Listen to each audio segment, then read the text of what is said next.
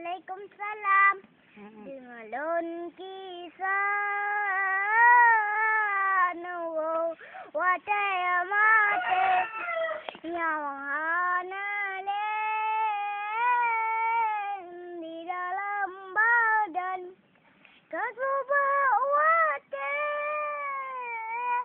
tidak pulang nyawang lambadan malah ikat bah